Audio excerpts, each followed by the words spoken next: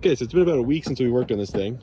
We got the Rockwell motor back in, and it does now have spark on it. We put a new lightning coil inside of the flywheel. The plastic's really sort of adjusted the points.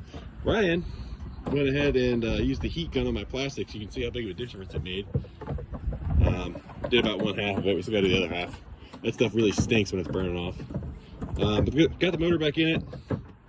Now we're using, let me see the little tank cleaning brush here. The custom tank cleaner, because it's pretty nasty in there. It's getting better though. Yeah, it's not bad. So hopefully we can hook fuel line up to this. We did hear it pop on ether once, but it didn't actually really fire up. So we're gonna hook the carb up and see what it does. So much better on camera. All right.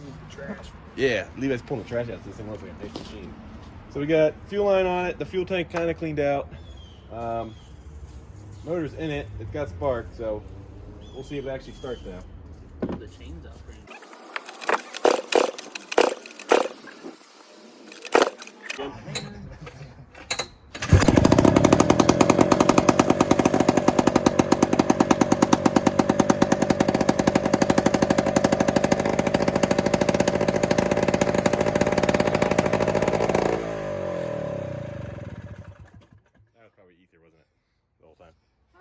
It seemed like it was taking off for a second. It was kind of a long time. I'm putting earplugs in. I like how the smoke rolls out the headlights. Yeah, that's the best part. That's funny. Yeah, it means it's getting gas too. We dumped a whole bunch of oil down the cylinder too, so it could be that.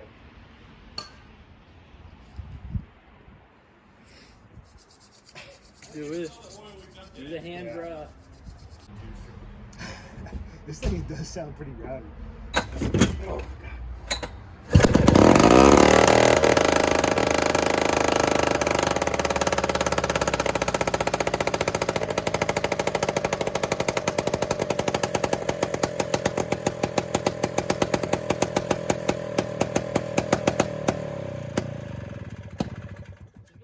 I was running, yeah. Yeah.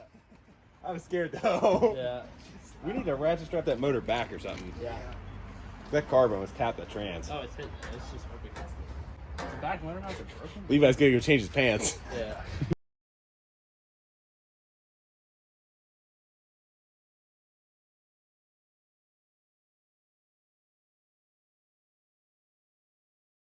All right, everybody. Been a little while since I filmed anything on the Attex here. It's not because I necessarily haven't been doing stuff on it. I have done a lot between the last video and this. One of the big things is I moved it home from PA to Maryland. So you also notice I've got a temporary tank sitting up here and a carburetor off of a KTM 300. Also off of a Honda 250R, if I am correct. Ordered it on Amazon. It was like 50 bucks. And a 38 millimeter or 37 millimeter adapter, which I also got on Amazon. So it's 37 millimeter adapter and a 38 millimeter carb. So it's a really tight fit. I would recommend trying to find a 37 millimeter carburetor or a 38 millimeter adapter, but this does work, and I will try and link the parts that I used in the description below. This is the J-Lo Rockwell 297. I don't know if I mentioned that in the last episode. I think in the last episode I covered that we had got spark because we replaced one of the coils. It has a really good hot spark on it now. It has a brand new plug, or brand new a little while ago. New carb, new throttle cable, which is adapted. I will also try and link that in the description. That's a 75-inch throttle cable, I think. Universal has a very small end for that carburetor and then a much larger end to fit in there, which even that's not a good fit, but it does work.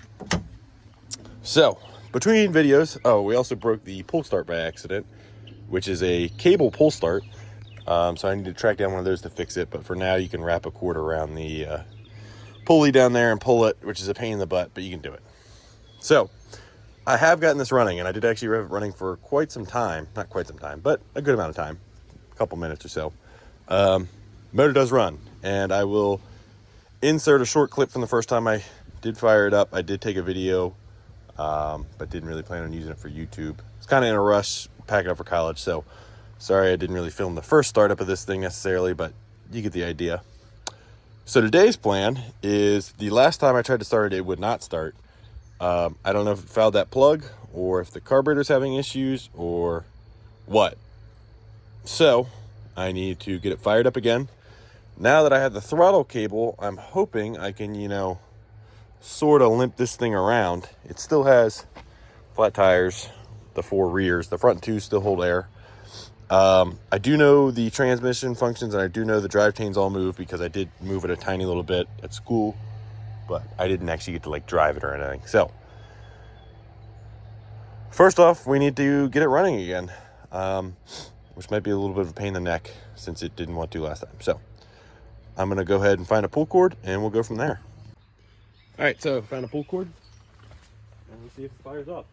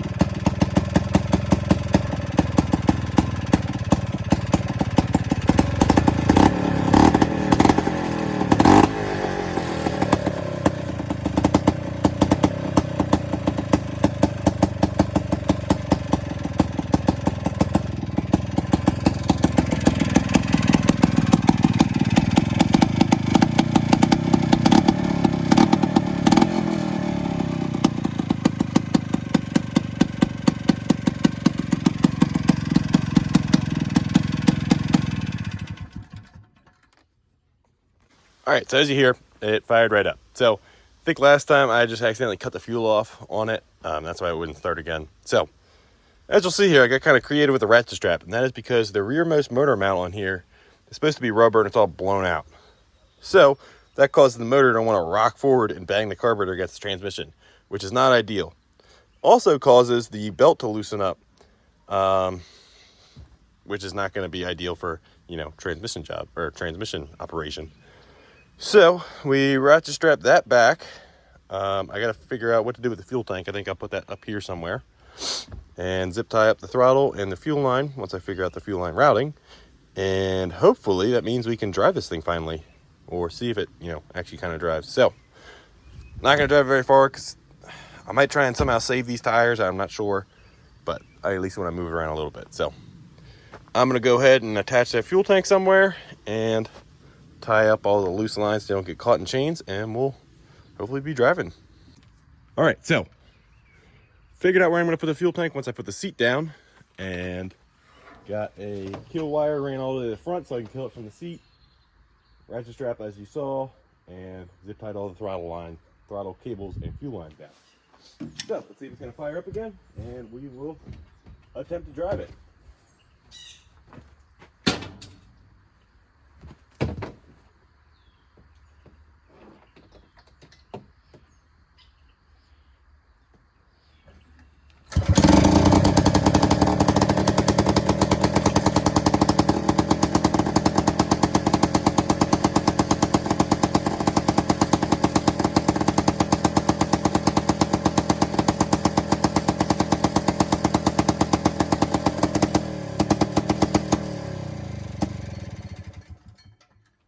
So epic fail. First problem was the ratchet strap fell right down into the belt. Second problem was the kill switch does not kill on anything other than the motor. So, which I kind of was wondering if that would happen. So, reroute the ratchet strap and figure out what to do about the kill.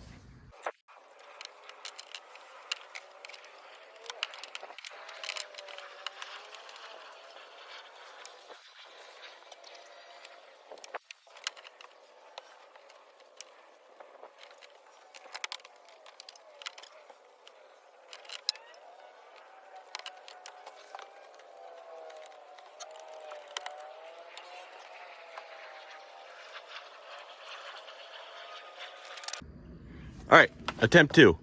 I guess attempt number something more than 2. But we rerouted the strap, went all the way around the motor, and now we're gonna try and see where the kill switch will actually kill it, so I know that for in case I need it.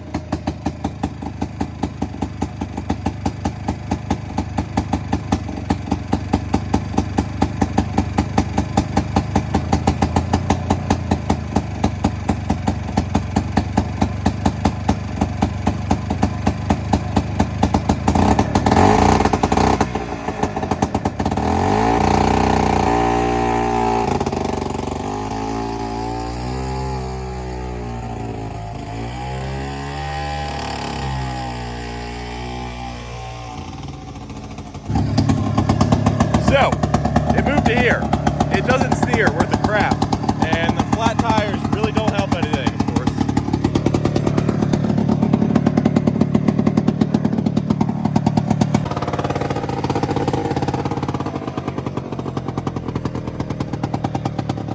Okay, now we're in it.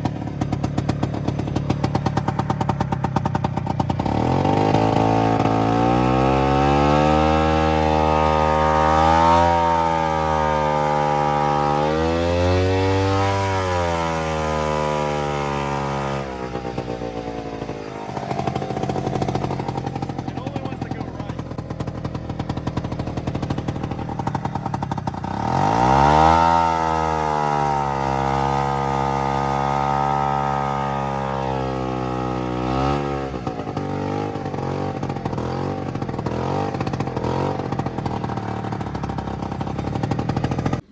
So, since it only wants to go right, I spun it around so we have a nice pathway to the right. It then shut off on me because I pinched the fuel line off. Also learned in that last video that the kill switch does work if you switch it against this. I just wasn't doing it good enough, I guess. So, once I get the gumption up to flip the seat up and pull start this thing again, we are gonna go see if we can make it like over there. I think one of the main problems is the belt slips really bad. So it's not giving us enough power to steer. We just have like just enough power to move if you're going straight line. So I think I need to order a belt for it, which I found online before, and we'll start there, I guess. So let me go ahead and start it up again and just see if we can crawl it over there. Maybe we'll call it a day. So I think setting you guys up outside of the machine is probably a way better view than me trying to hold you and running the sticks and stuff. So we're gonna see if it fires up again now that I've got the fuel tank situated a little differently, and see if we can drive it off to the right here.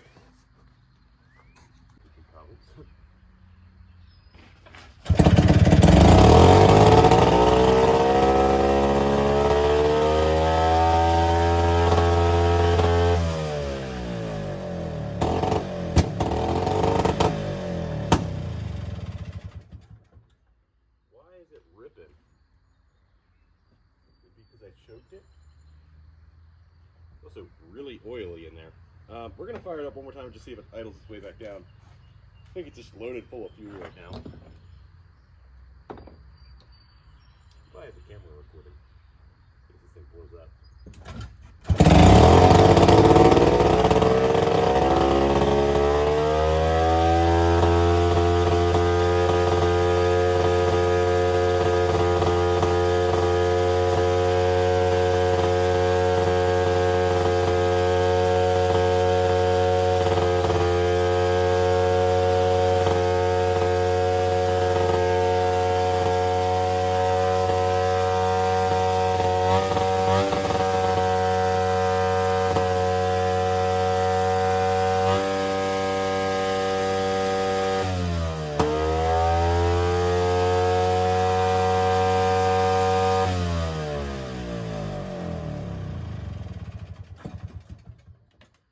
I have no idea why it's running like that. It might be somewhat running away. It really kind of took a lot to kill it there. So, I think that's a good way to leave this video off today. I don't want to blow this thing up necessarily. Well, I definitely don't want to blow this thing up. So, I'm going to think on that for a minute and see what I can do. So I went back and just watched the footage you saw, and notice it's not smoking.